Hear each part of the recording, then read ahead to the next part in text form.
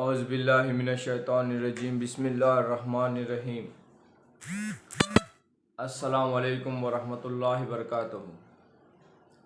آج ہمارا مسلمانوں کا سب سے بڑا مسئلہ یہ ہے کہ نہ ہم سچ بولنا چاہتے ہیں، نہ سچ سننا چاہتے ہیں، نہ سچ دیکھنا چاہتے ہیں، اور نہ سچ محسوس کرنا چاہتے ہیں، اور نہ اس سچ پر عمل کرنا چاہتے ہیں۔ اسی لیے آج ہم پوری دنیا میں ذلیل اور خوار ہو گئے ہیں۔ آج ایک جانور کی اہمیت ہے لیکن مسلمان کی اہمیت نہیں ہے۔ ایک جانور کے لیے مسلمانوں کو مارا جا رہا ہے۔ کہیں مسائل ہمارے سامنے آ رہے ہیں۔ کیونکہ ہمیں سب سے بڑا جو سچ ہے اسے ماننا ہے کہ اللہ ایک ہے، اللہ مالک اور خالق ہے، اللہ رازق ہے، اللہ اس خلقت کو چلانے والا ہے، اللہ ہی رزق دینے والا ہے۔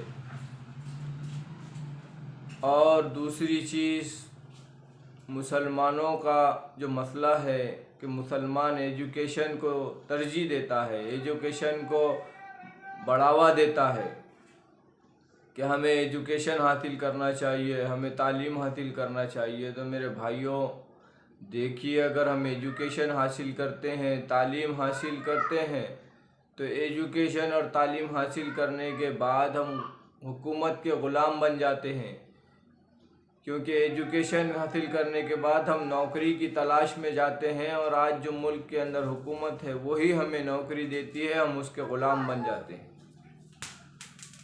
اور غلام انسان صرف اللہ کا بن سکتا ہے اور اس کے رسول صلی اللہ علیہ وسلم کا بن سکتا ہے، اس کے علاوہ کسی کا غلام نہیں بن سکتا، کیونکہ انسان کو بنانے والا وہ مالک اور خالق اللہ ایک واحد ہے۔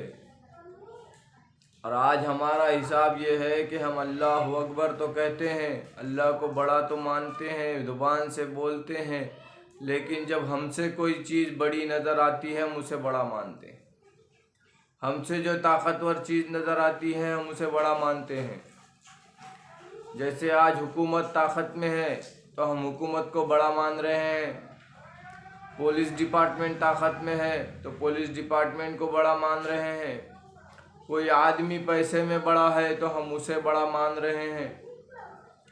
یہ ساری چیزوں کو بڑا مانتے ہیں، پھر ان ساری چیزوں سے ہٹ کے ہمارا جو رخ ہے وہ اللہ کی طرف جاتا ہے کہ واقعی میں اللہ بڑا ہے۔ آخر میں وقت ہمارا آخر میں طے کرتے ہیں۔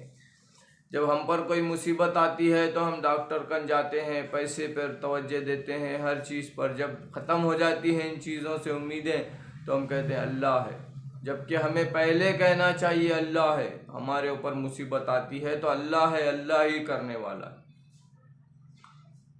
اور مسلمان اپنے آپ کو بدلنا نہیں چاہتے، میں اپنی ذات کو بدلنا نہیں چاہتا، میں میرے جسم کو بدلنا نہیں چاہتا، اور میں کہتا ہوں کہ میں پوری دنیا کو بدل دوں گا، میں پوری دنیا تک بات پہنچا دوں گا۔ دیکھیے، اللہ تبارک و تعالیٰ نے سب سے پہلے اپنے تمام نبیوں کو عقیدہ دیا، عقیدہ توحید دی، اور اس عقیدے توحید کی دعوت دینے کا حکم دیا تمام نبیوں کو، اور تمام نبیوں نے اس عقیدے کی دعوت دی، نبیوں نے دیتے دیتے دیتے آپ صلی اللہ علیہ وسلم تک بات آئی، اور آپ صلی اللہ علیہ وسلم نے بھی عقیدے کی دعوت دی، توحید کی دعوت دی۔ اور آج ہم دنیا کا جائزہ لیں گے تو توحید کی دعوت دینے والے بہت کم لوگ ہیں۔ اعمال کی دعوت دی جا رہی ہے، نماز کی دعوت دی جا رہی ہے، قرآن کو سیکھنے سکھانے کی دعوت دی جا رہی ہے، لیکن توحید کی دعوت نہیں دی جا رہی۔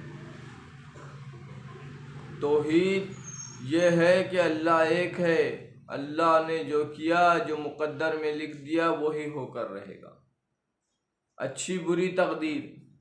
لیکن آج ہم تقدیر کو پیسے سے جوڑتے ہیں، تقدیر کو ایجوکیشن سے جوڑتے ہیں، تقدیر کو گریجویشن سے جوڑتے ہیں، تقدیر کو حکومت سے جوڑتے ہیں، تو یہ بات بالکل درست نہیں ہے۔ ہمارے عقیدے میں کہیں نہ کہیں بگاڑ ہے،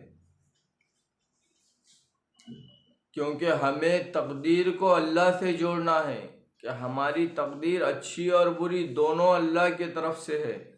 اب ہم اپنا تعلق اللہ سے مضبوط کریں، ہم اپنے تعلق کو اللہ سے مضبوط کریں اور نبی پاک صلی اللہ علیہ وسلم کی سنتوں کو اپنائیں، قرآن پاک کو پکڑے۔ اللہ کے نبی صلی اللہ علیہ وسلم نے خود کہہ کر گیا کہ میں نے تمہارے بیچ میں دو چیزیں چھوڑ کر جا رہا ہوں، ایک اللہ کا کلام، دوسری میری سنت۔ اور تمام نبیوں کی سب سے بڑی سنت ہے توحید کی دعوت، عقیدے کی دعوت۔ آج ہم اسی سے محروم ہیں، اسی سے دور ہے، اس کے بارے میں ہمارے ذہن میں بھی نہیں۔ اور اسی دعوت کے کام کے لیے اللہ تبارک و تعالیٰ نے ہمیں خیر امت کہا۔